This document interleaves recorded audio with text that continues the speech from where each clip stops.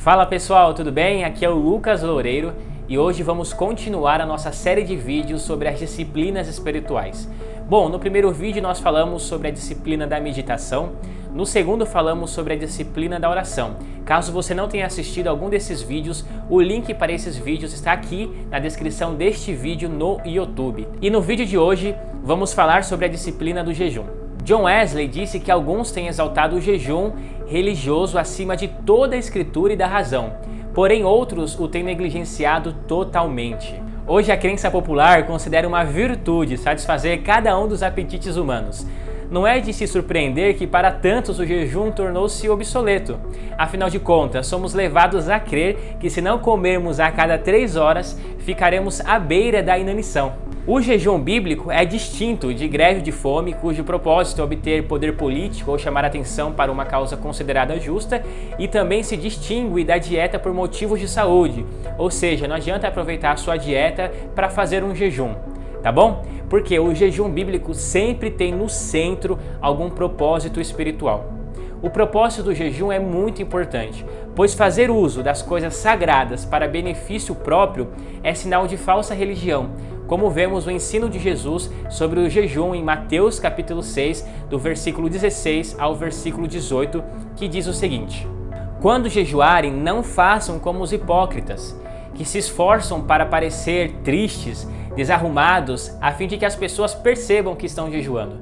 Eu lhes digo a verdade, eles não receberão outra recompensa além dessa. Mas quando jejuarem, penteiem o cabelo e lavem o rosto. Desse modo, ninguém notará que estão jejuando, exceto o seu pai, que sabe o que vocês fazem em segredo. E o seu pai, que observa em segredo, os recompensará. É preciso que o centro do jejum sempre seja Deus.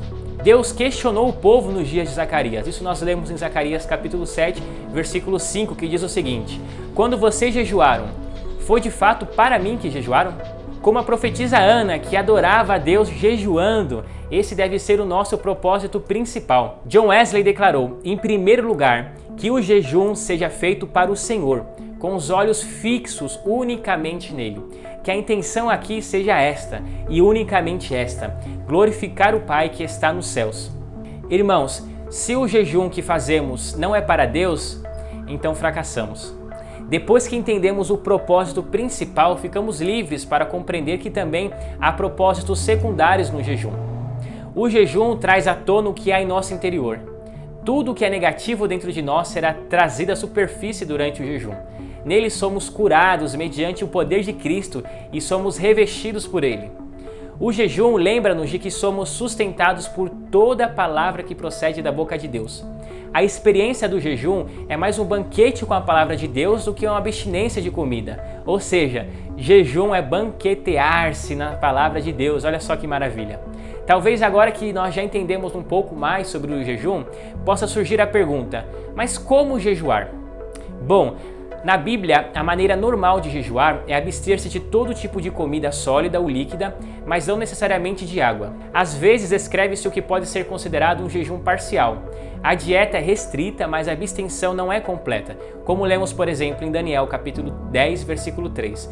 Durante todo esse tempo, não havia comido nada saboroso, não tinha provado nenhuma carne e nenhum vinho, e não tinha usado nenhuma loção perfumada até passarem as 3 semanas. Olha só, um tipo de jejum parcial. Temos também diversos exemplos nas escrituras do chamado jejum absoluto, ou seja, a abstenção completa de comida e de água. Parece ser uma medida desesperada para sanar uma emergência. Como lemos em Esther, capítulo 4, versículo 16. Vá, reúna todos os judeus de Suzã e jejuem por mim. Não comam, não bebam durante os 3 dias e noites. Minhas criadas e eu faremos o mesmo. Na maioria das vezes, o jejum é uma questão particular entre um indivíduo e Deus, mas é importante aqui falarmos que convoca-se também um jejum em tempos de emergência nacional ou para algum grupo. Por exemplo, quando Judá foi invadida, o rei Josafá proclamou um jejum por toda a nação, como lemos em 2 Crônicas, capítulo 20, do versículo 1 ao versículo 4. Olha só que interessante, o rei da Grã-Bretanha convocou em 1756 um dia solene de oração e jejum por causa da ameaça de uma invasão francesa. Temos também outra forma de jejum que seria o jejum regular, ou seja, um jejum que é feito frequentemente. No Novo Testamento temos diversos exemplos de jejum. Jesus jejuou 40 dias e 40 noites antes de sua tentação. A igreja de Antioquia jejuou e enviou Paulo e Barnabé para a primeira viagem missionária sobre oração e jejum. Olha só que interessante.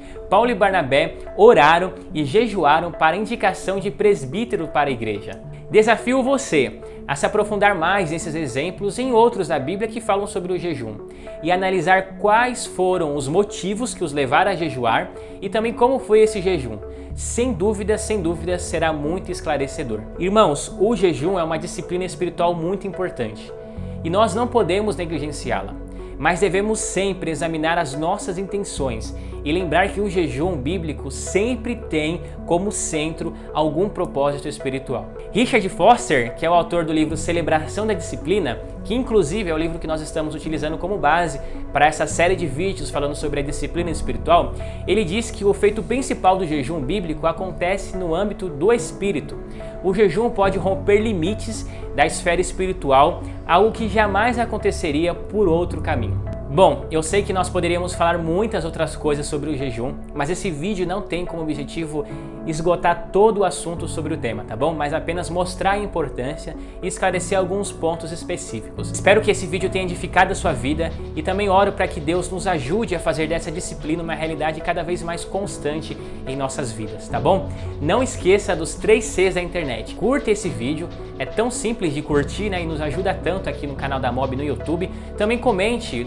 Não vamos acabar esse assunto apenas nesse vídeo, mas vamos continuar pelos comentários. Compartilhe as suas experiências, de repente versículos, histórias referentes a esse tema tão importante. E também compartilhe com seus amigos. Irmão, se esse vídeo foi bênção na sua vida, com certeza pode ser bênção em outras vidas. E é tão fácil de compartilhar, né?